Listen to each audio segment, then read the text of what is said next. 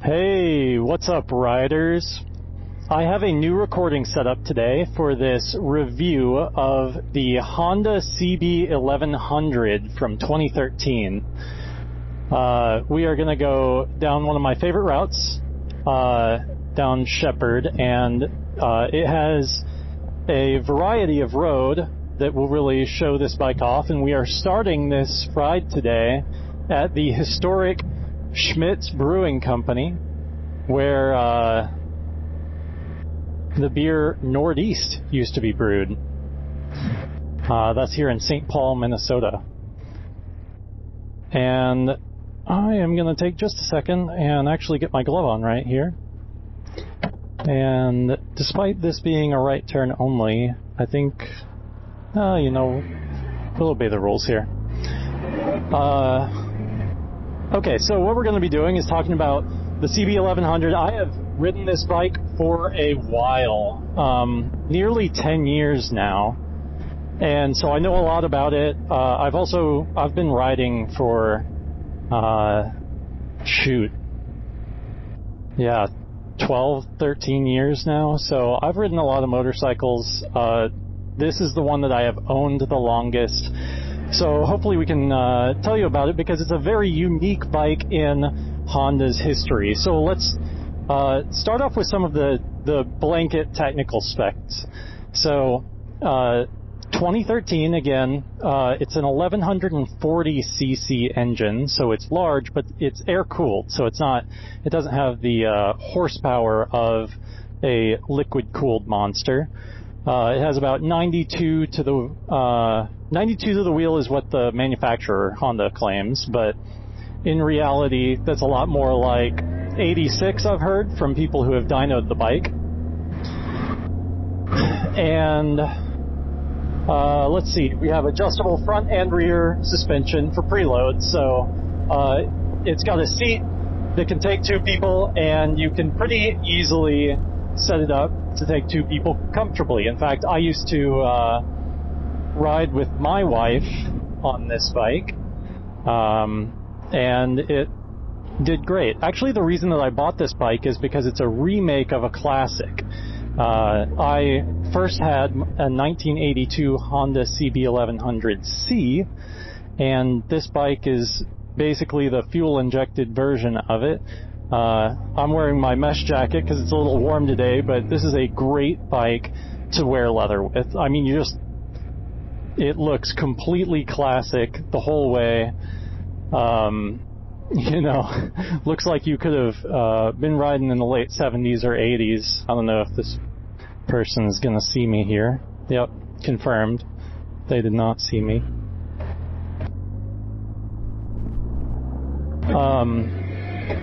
So it's a fun motorcycle to own. I have gotten so many more comments on this bike than I have on any other bike that I've ever ridden. Just people saying, hey, nice bike, or asking me about it, which is always a fun part of motorcycling. I think it's just a very lifestyle hobby, and so this has been a fun bike to own from that perspective. Now the wheelbase is 1.5 meters, or just under 1.5 meters, which is longer than your normal sport bike today. And that's just because, everything about this bike is a little bit less aggressive street riding, much more casual. It's got, the 90-ish horsepower that'll get you up to speed quick, so I've never had any issues with it, frankly. It'll pull really well, but it won't, throw you off the bike. I'll get into why I think that's a great aspect of this bike if you're looking for one for a new rider, but let's see. Let's cover the story. So this bike actually began its design history way back in the early 2000s. The first prototype of this bike was released in 2007, but it was designed by Honda by a single design engineer the entire way through as sort of a throwback to their classic late 70s, early 80s bikes that everybody loved, like the CB750, the CB900, and the CB550, I believe. So it's got an inline-4 engine, which is great because it's so smooth. Like, the vibrations on this bike are just not there. And that's because the inline-4 can be perfectly balanced, unlike a V-twin or anything like that, where there's, you have power being distributed to the crankshaft at different angles. In an inline-4, it's perfectly balanced with 2 pistons going up and 2 pistons going down, and then also a balancer shaft to balance the rocking couples motion that you get. And then the other thing that's really, really unique to an inline-4 is that you can coast it for a long time. That is because the crankcase volume never changes. Alright, let's get going here. So, the crankcase volume never changes, so you aren't like compressing and decompressing air like you are in most other types of engines. So that's, and also the 4-into-1, I'll show you a picture on the video, I'm sure, but the 4-into-1 exhaust is just beautiful. I mean, in my opinion, you can't beat it. There's not a more beautiful exhaust out there than 4 exhausts going into one, which the later CBs actually changed. They went 2-to-2 on both sides. Now, the CB1100 was only ever sold for 3 years in the United States. One was 2013, that's this bike. They had an ABS and a non-ABS model. This one's the ABS. And the next year, they added a 6th gear to it. So this one only has 5 gears, which has, to be honest, has never really been an issue for me. But they added a 6th one, and I have a 6th gear on another bike that I have, the Indian FTRS 1200, and I don't really like it. that's just me. I don't know. It's always like grunty, and except when you're going long trips on the highway, which I try not to do. That's not really my favorite. Man, I've been riding the FTR a lot recently, so coasting on this bike is just crazy.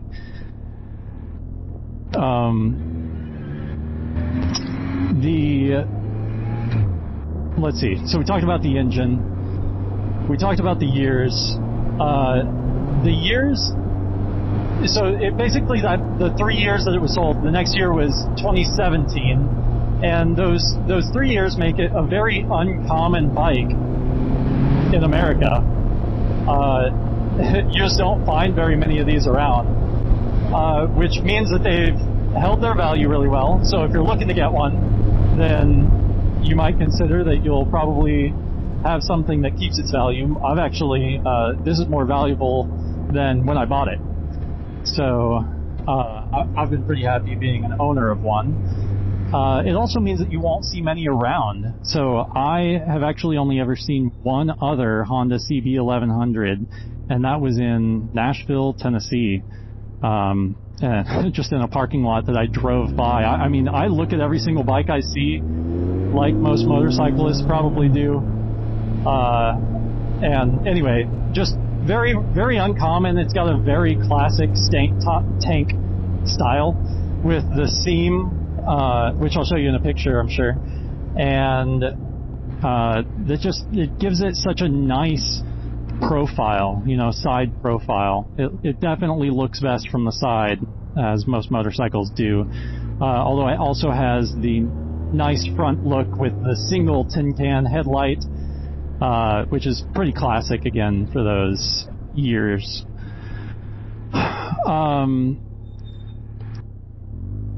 All right, working out the stop sign here. I'm always having to be cautious about talking versus paying attention. There are certain moments where I just it makes no sense to talk. I'd rather just have my full attention on the road. And people in Minnesota don't understand how stop signs work. Sometimes they like to waive the right-of-way to you or take the right-of-way, so just always have to be a little bit cognizant. Okay, and here we come to the unique portion of the review. I've watched every review I could find on the CB1100 just because I've owned it for so long and I've loved it for so long. I don't want this to sound like a commercial, but honestly, this is just such a great bike. Everything about it, it's easy to sit on. I can ride this thing comfortably for a couple hours before I start getting saddle sore. Just the OEM seat is so nice on it, and it looks good too. It's got storage under the seat, so you can put, a tire repair kit and some wrenches, whatever you like, under there because, they weren't trying to savor every single, or save every single pound on this guy, so you get some of those amenities that the classic bikes used to have. It is 540 pounds and has, a lot of people misquote this stat, but it has a 4.5 gallon tank. A lot of people say it has a 3.9 gallon tank, but that's because they don't know the difference between imperial gallons and US gallons. It has a 4.5 gallon US tank, which will get you out there for a couple hundred miles, or pretty close to it. I think 55 miles to the gallon back when I measured my gas mileage was about what I was getting. So I think you could get, between 200 and 250 miles on a single tank, which is a good long ride. And I would definitely do that on this bike. I said we were getting to the unique portion. So I think that this bike lines itself up to be the perfect first motorcycle. And here's why. For a first motorcycle, you want something that you can ride, that's not going to throw you off, that's not going to be dangerous for you, that's very forgiving. But you also don't want to buy a bike that then you outgrow in 3 months because your riding skill, increases drastically in those first 2 to 3 months that you ride. And this bike has everything that you want. First of all, it has a decently low seat height. That means that it's reasonably easy to flat foot. I am just about 6 foot, and I can easily flat foot this bike. I'd say you could probably flat foot it. I've never been like 5'8", but if you were 5'8" or maybe even shorter, I wouldn't put it past your ability to just put both feet on the ground here. It's like I can do it with knees reasonably bent. And that means that it's going to be easy to control. It's going to be easy to walk around. When you first start biking, you are going to do a ton. Let's see what's this guy riding? Give him the 2 fingers. This is a Harley. When you first start motorcycling, you're going to be doing a lot of awkward slow speed movement, and the seat height on this is just great. Second, a lot of people would probably say that it's not a great first bike because it is 1140 cc's, and, well, that's a big bike. That's a lot of bike. Well, guess what? It's an air-cooled engine, and it's reasonably heavy for what it is for being a classic sport, and technically a naked sport bike. And that means that you're not going to whiskey throttle it. It has, again, the 1.5 meter wheelbase, which means you're not going to accidentally pull a wheelie. It will definitely get you off the line. It will give you enough power in those moments where you need to get up to speed quick. I think it has a quoted top speed by the manufacturer of 130 miles an hour. I have never gone that fast on it, frankly, and I don't care as much about top speed as I do about how something performs in the twisties and turnies. So anyway, all that to say, it does great when you need to really take off. We'll show you here. I don't know. Got up to 50 miles an hour reasonably quick. Now, second thing, or sorry, that was the second thing. Third, it has an 18-inch front wheel, which is a little larger than your typical front wheel, but it means that it is very stable in just about every turn, low and high speed. What that larger wheel does is it just puts mass further away from the rotating axle, and that makes it a little bit harder to move that mass around, which means you're not going to accidentally, or it's going to be less easy to accidentally, say, pull on the front brake in a funny way and end up, falling over at a low speed, just because you have a little bit more forgiveness there in that front wheel. Now, fourth, the rear brakes on this bike are fantastic. They are better than any rear brakes that I have ever had on a motorcycle. It's also got ABS rears, so you're not going to accidentally, lock them up because it has that safety feature. But I'm telling you, every single motorcycle I get on now, I push the rear brake and I'm just disappointed because it doesn't have as much stopping power. The front brakes, of course, are super safe. They are 4-piston, dual disc Nissan brakes, so a very nice set that'll definitely lock the wheel. It has the stopping power you need, is the point. And then that long wheelbase actually gives you a lot of capability to shift weight to the front tire so that the braking is pretty efficient. I don't know any stats for that, but I just know feel-wise, this versus a more traditional sport bike, the more traditional sport bike feels like it starts to want to wiggle a little bit when you're really, really at the edge of braking in slow speed, or down to slow speed, and this kind of keeps you in that smooth zone a little longer. Next is look at the dash on this thing. It's not complicated, and when you first start riding, you need something that's not going to distract you. I'm sorry if you want the highest tech bike and whatever, and you think that's just the coolest. The fact is that when you start motorcycling, you don't need to be spending any of your time in the controls. You don't need to be looking down to see what speed you're going. You need to be focused on the road. Be focused on making sure... Oh, we're actually going to take this turn here. Be focused on making sure that you're not going to hit anything. That you... Okay, this is awkward. Yeah. One of those moments. So, I love that the controls are simple. It's easy to read the speed and the RPMs. Not that you even need RPMs. And then, this is a simple gas gauge, so you can just look down and see how much gas and get your attention back on the road. There's nothing fancy to it. I also kind of strongly think that a first bike shouldn't come with all of the bells and whistles like rain modes and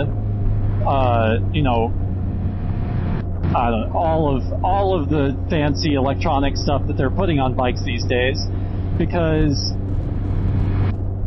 that kind of doesn't let you really learn how to ride a motorcycle, right? It's like riding a motorcycle with guardrails, and this bike doesn't have that. They're not, in my opinion, even really effective safety measures, because they kind of teach you how to ride a motorcycle improperly, in my opinion. Like, if you're used to rain mode, on your bike, or wheelie mode, then you can just whiskey throttle and be immediately kind of at 90% of the speed or the acceleration that you can possibly go. But you get on a bike that doesn't have those safety features, and immediately you're endangering yourself and the other people on the road.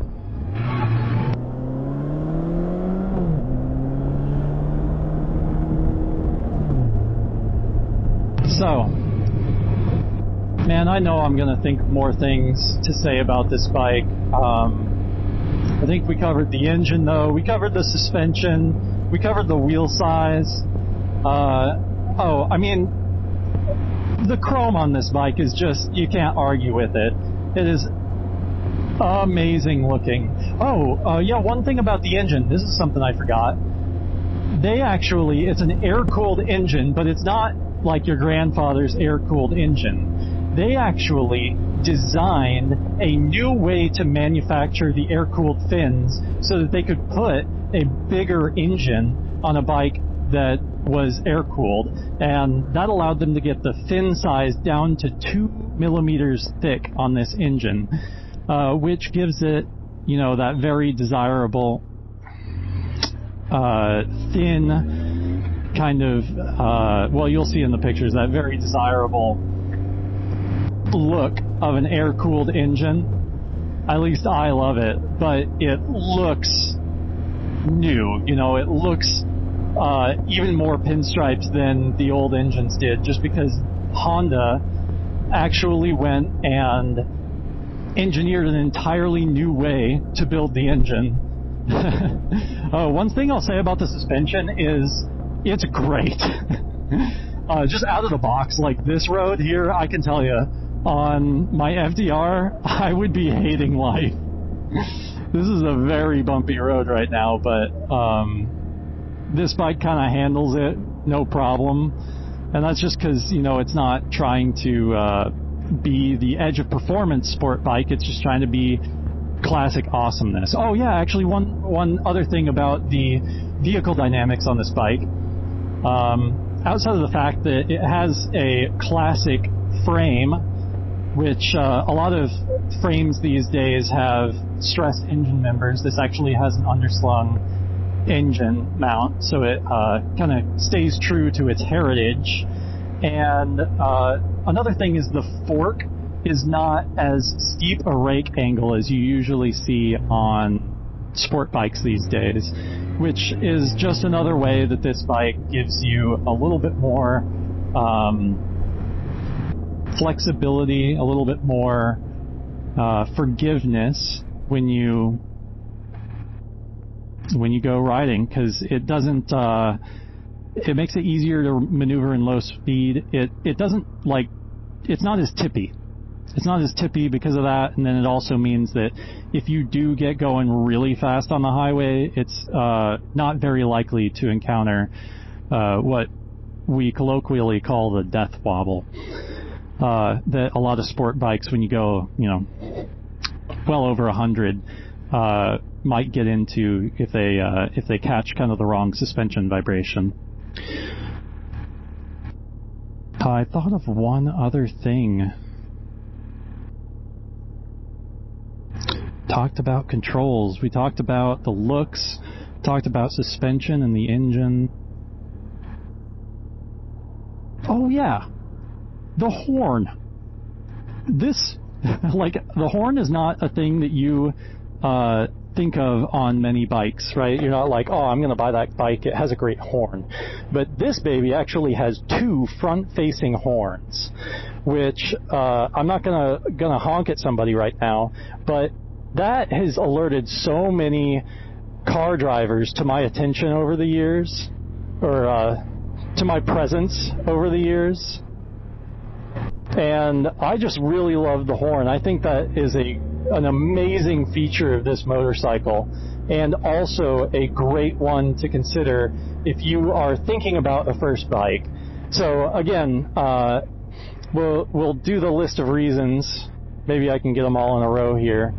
Why this motorcycle is a fantastic first motorcycle is because, first of all, you're not going to outgrow it in 2 months. It's not going to throw you off. It's not going to pull little power wheelies by accident. It's not going to be too much power for you to handle, but it's also not going to be too little power for you. And like, I am actually completely happy still riding this. I have a new bike in the garage right now, so I can't reasonably keep this, so I will actually be selling it. Sad face.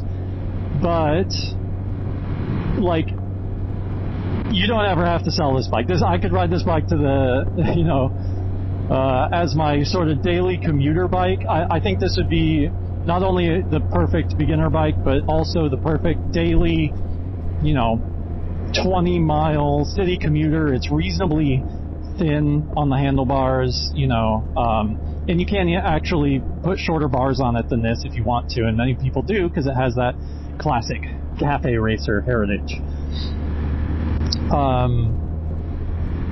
All right, that was just reason one. Let's see. So we have that. We have the brakes. We have the horn. We have the just vehicle dynamics of it. The wheelbase being longer. You know, it's going to be safe to not throw you off the bike or anything. And then, yeah, I guess I'll just wrap up by saying I'm going to miss this bike. I told you I bought a brand new one, and I'm not entirely certain that I don't like this bike better, despite it, you know, being much less expensive, about 10 years older, and you know, not having all the fancy tech that the new one does. So, if you are in the market, if you're in the U.S. or in Europe, and you come across a CB1100 and you are the least bit tempted to go see if you want to ride that thing, I say do it.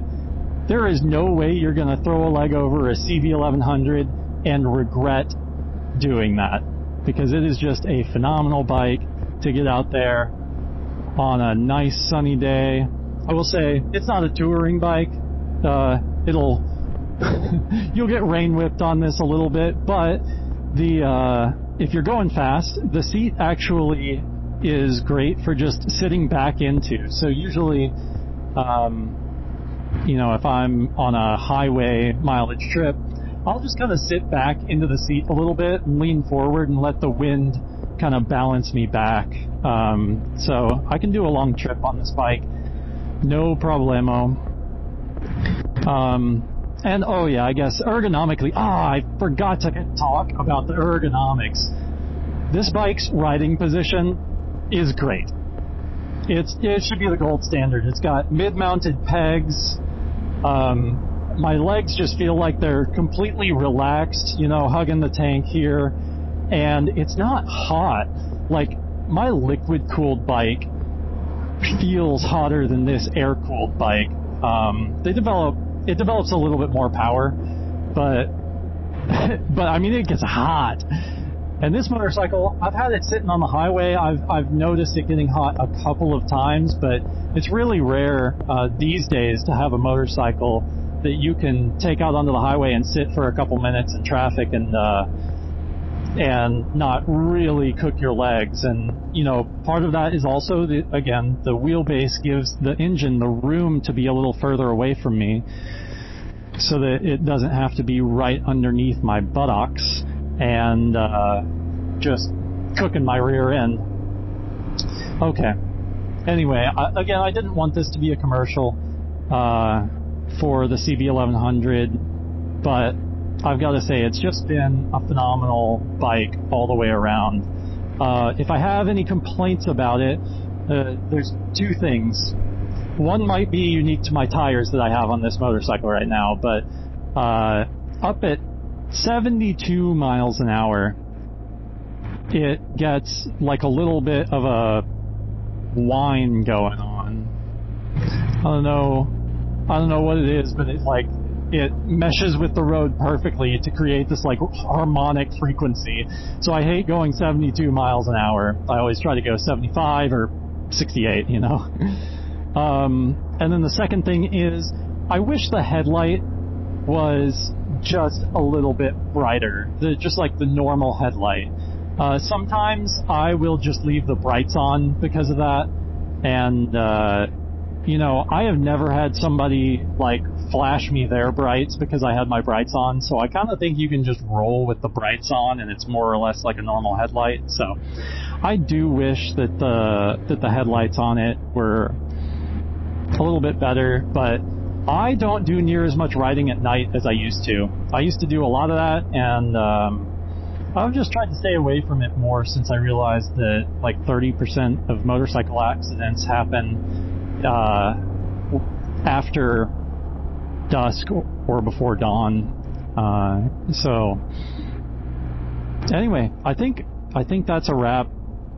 You know, I'm going to keep the camera rolling here, and if I think of anything else, I'm just going to say it here in a minute. But thank you for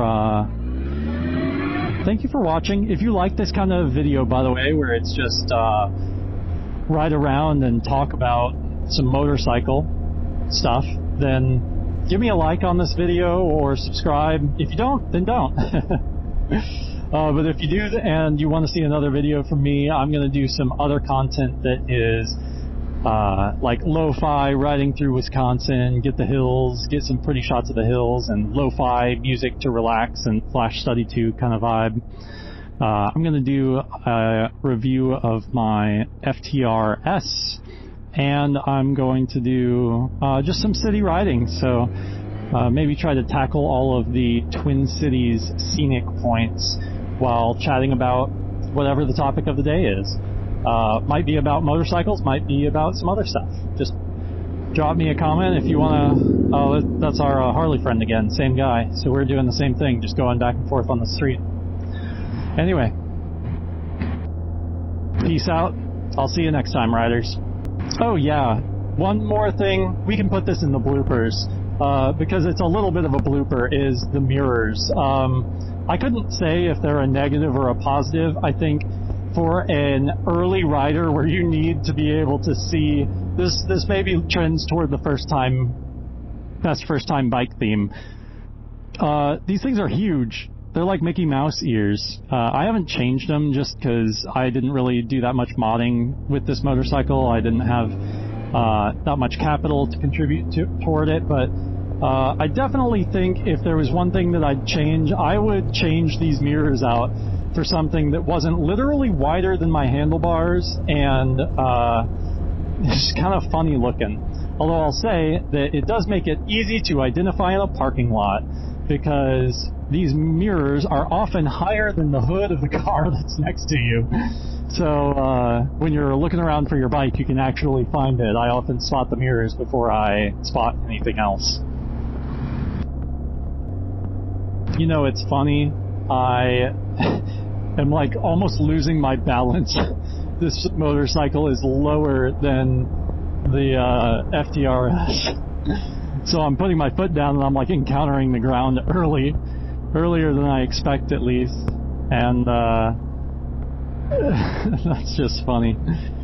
Again, makes the bike easy to throw around, makes it easy to maneuver if you're, you know, having to duck walk it around like all the newbies do. But